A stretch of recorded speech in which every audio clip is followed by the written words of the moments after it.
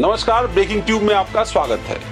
आज हम चर्चा कर रहे हैं एक ऐसे मुद्दे की जो भारत की न्याय व्यवस्था और उसकी पारदर्शिता से जुड़ा हुआ है। दिल्ली हाईकोर्ट के पूर्व और इलाहाबाद हाईकोर्ट के वर्तमान जस्टिस यशवंत वर्मा पर गंभीर आरोप लगे और उन आरोपों के बाद केंद्र की सरकार उनके खिलाफ महाभियोग प्रस्ताव लाने की तैयारी कर रही है। ये वो कदम है जो आजादी के बाद शायद पहली बार किसी सिटिंग जस्टिस के खिलाफ उसके पद से उसको हटाने के लिए उठाया जा रहा है।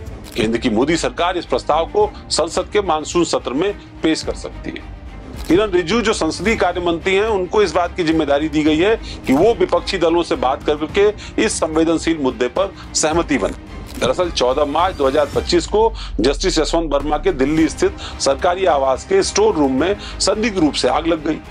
अब उस आग लगने के बाद दमकल कर्मियों को वहां बुलाया गया। दमकल कर्मियों ने आग तो बुझा दी, लेकिन वहां बड़ी मात्रा में नकदी बरामद हुई।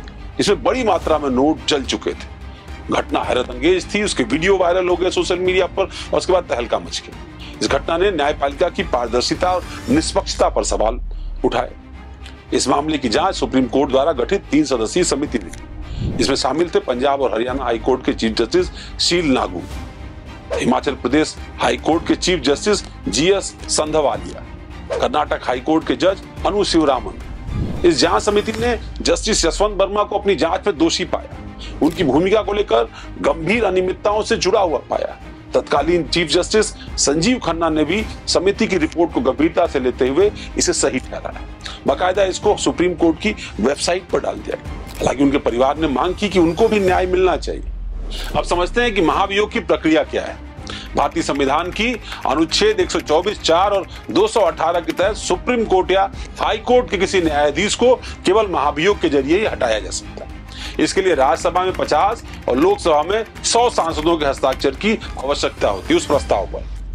फिर इसे संसद के दोनों सदनों में 2/3 बहुमत से पास कराना होता है।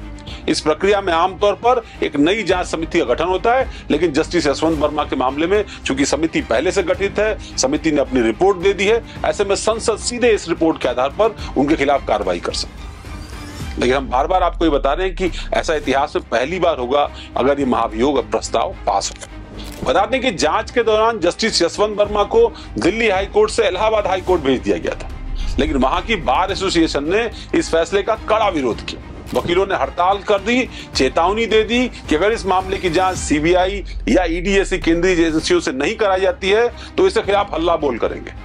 जस्टिस यशवंत वर्मा ने इस्तीफा देने से साफ इनकार कर दिया। उन्होंने कहा उनका पक्ष भी सुना जाना चाहिए और इसके लिए वो अदालत का रुख करेंगे।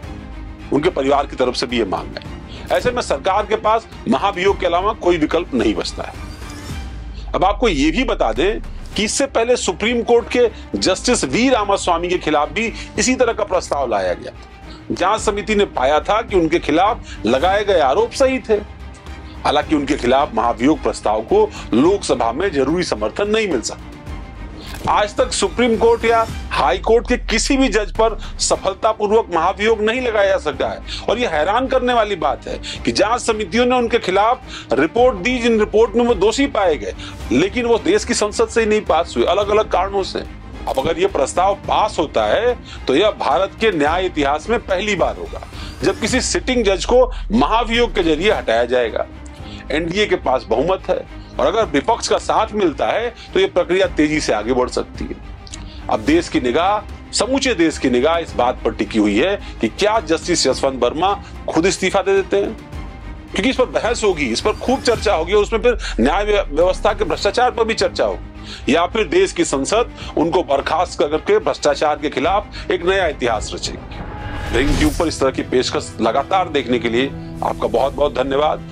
आप हमारे YouTube चैनल को सब्सक्राइब करिए, हमारे social media platforms Facebook, Instagram और X को फॉलो करके हमारा हौसला बढ़ाते रहिए। आप सभी का ये प्रस्तुति देखने के लिए बहुत बहुत धन्यवाद। नमस्कार।